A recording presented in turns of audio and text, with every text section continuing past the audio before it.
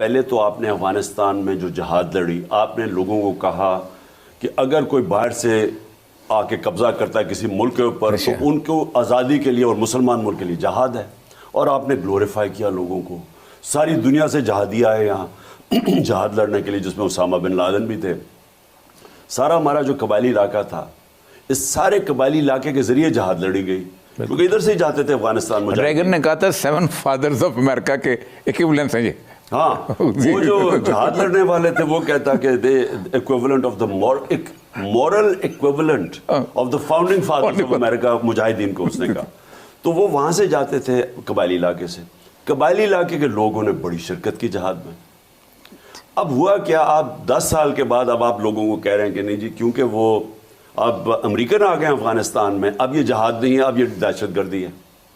اب ہونا کیا تھا، وہ سارے لوگ جن کو آپ نے تیار کیا ہوتا جہاد کے لیے، وہ آپ کے اگینسٹ شروع ہو گئے، اور انہوں نے پاکستان کے سیکیورٹی فورسز کو اٹیک کرنا شروع کر دیا کہ ہم بھی کولیبریٹرز ہیں ان کے. انہوں نے کہا ہمارے خلاف بھی جہاد جائز ہے. ٹھیک، اس کی وجہ سے خود کش حملے ہونے شروع ہو گئے.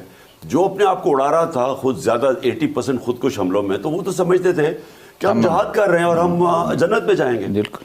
میں ان کو کہتا رہا کہ اس کے وار کے اندر ہمیں نہیں پڑنا چاہیے، کیونکہ آپ نے پہلے سے ان کو تیار کیا ہوا تھا جہاد کے لیے، اور آپ کہہ رہے ہیں دہشت گردی. اور میں نے کہا ہمیں اس میں نہیں رہنا چاہیے تھا. میں اس کو اپوز کرتا رہا، مجھے طالبان خان کہتے رہے. میں نے ان کو کہا جب یہ ہماری جنگ ہوگی ہم جیت جائیں گے، لیکن جب تک یہ امریکہ کی جنگ ہے وہ ہمیں ہمارے خلاف بھی جہاد لڑیں گے. خود سب سے زیادہ ڈیمیج خود کش حملہ کرتا ہے. ٹھیک. اب کیا ہوا، پہلے تو ہمارے تو 3 سالوں میں ساری ختم ہو گئی.